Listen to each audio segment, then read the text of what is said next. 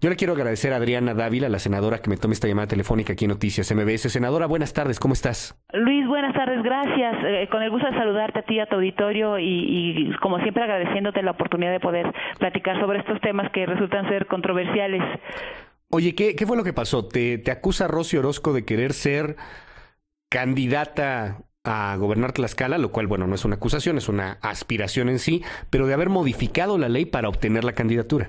Sí, mira, primero me parece que esa es una acusación verdaderamente inverosímil.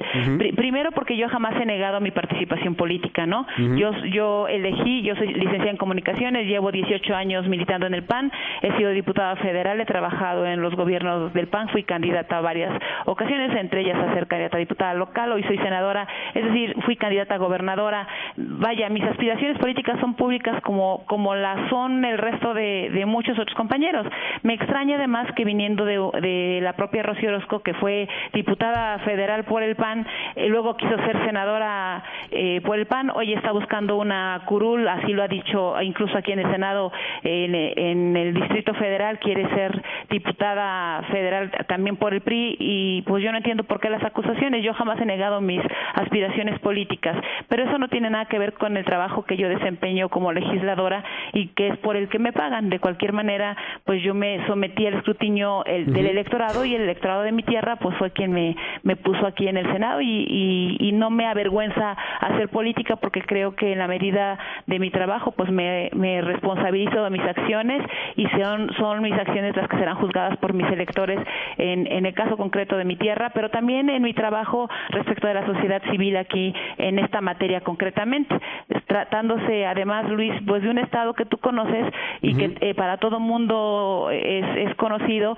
que tiene un severo problema en materia de trata de personas, concretamente de lo que llamamos tratantes, ¿no? ¿Qué fue lo que modificaron en la ley que molestó tanto a Rosy Orozco? Ella señala que algunas modificaciones pueden inclusive dejar en la calle a algunos de los tratantes que ya podían haber estado arrestados. Pues mira, lo triste es que las modificaciones que nosotros hicimos y que se mandó la minuta a la Cámara de Diputados, las modificaciones que luego hace la Cámara de Diputados, efectivamente asesorados además lamentablemente por el equipo de Rosy Orozco, que de una u otra manera quiso venir aquí a vendérnoslos como asesores, concretamente a una abogada de nombre Tere Paredes, cuya currícula desconozco y que además no sé si ha trabajado en algún momento como Ministerio Público o en dónde ha trabajado, porque desconozco su trayectoria legal, concretamente profesional. Pues esos cambios que hicieron sí efectivamente pueden dejar a los tratantes libres, pero son los cambios que hizo la Cámara de Diputados, y es la ley que en su momento Rosy Orozco impulsó, la que tiene, por lo menos nosotros en su momento detectamos más de 60 errores. La discusión incluso, Luis, y quiero decirlo con toda honestidad, ni siquiera fue nunca en contra de cambiar una ley porque se tratara de la ley Rosy Orozco. Para empezar, pues no tiene paternidad ni maternidad las leyes, todas son modificables. Te pongo un ejemplo, la ley de víctimas, que en su momento se promulga aquí, cuando recién entramos en la legislatura, en el Senado de la República, se promulga una ley, y cuando nosotros la revisamos le hacemos más de 80% de cambios.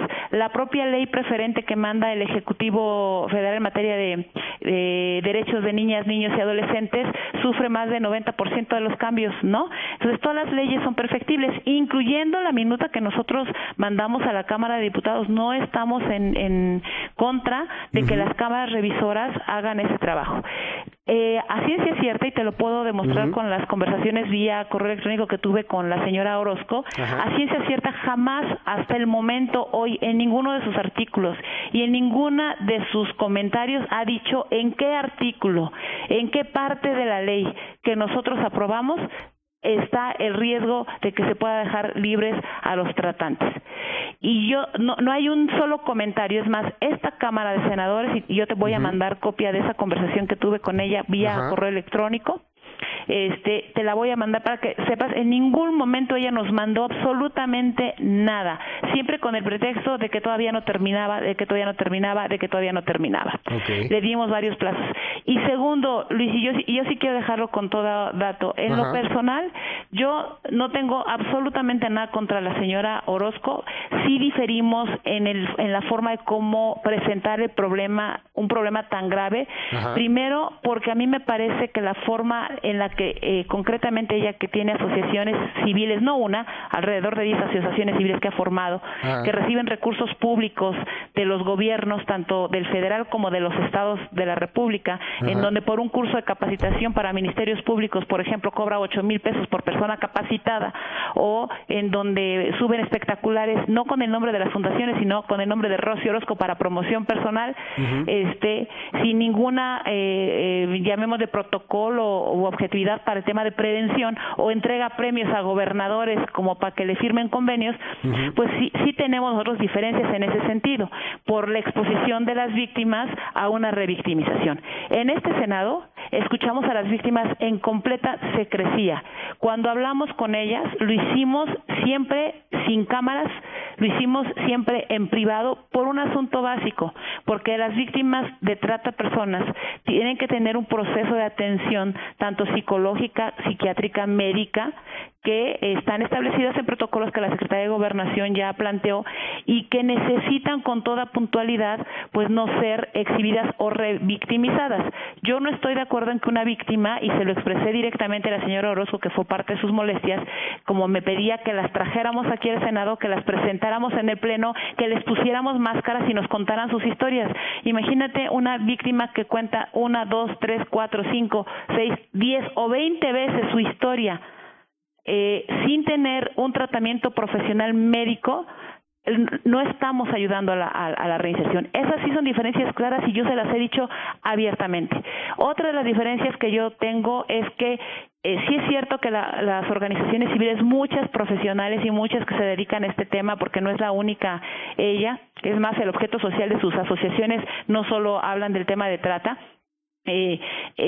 Muchas de esas asociaciones no han sido cuidadas, ni vigiladas, ni supervisadas en los protocolos de atención. Te voy a poner algunos ejemplos de lo que hemos vivido y de las consecuencias que implica que no haya esa supervisión, y que nosotros hoy establecimos en la ley que las organizaciones tengan que ser vigiladas y supervisadas para saber cuáles son sus protocolos de atención. Tuvimos el caso de Mamá Rosa. Ahí hubo evidentemente un delito de trata de personas. De más de 400 personas, entre menores y adultos. Y nadie revisó y supervisó que esas víctimas, o que se evitara que hubiera víctimas en trata de personas con fines de explotación, en algunos casos mendicidad, ¿no?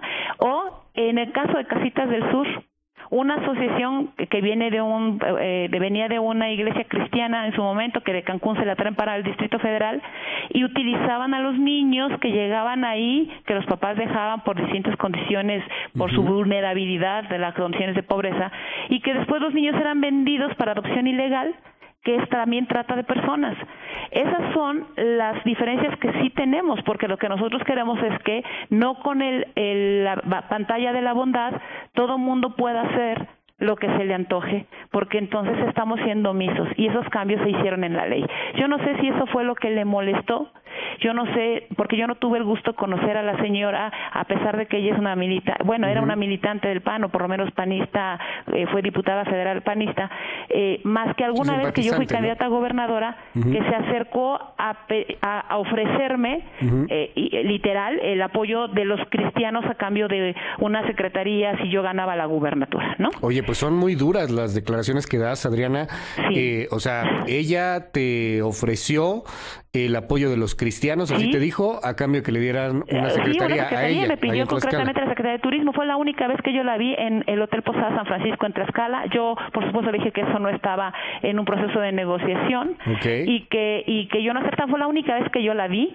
Después la volví a ver aquí cuando fui senadora, y hasta este momento, Luis, contigo, hoy yo estoy haciendo públicas estas declaraciones, porque lo que yo he recibido de la señora han sido una serie de ataques sin fundamento en sus tweets, en donde me acusa directamente de tratante, o de que a mí me financian los tratantes mis campañas.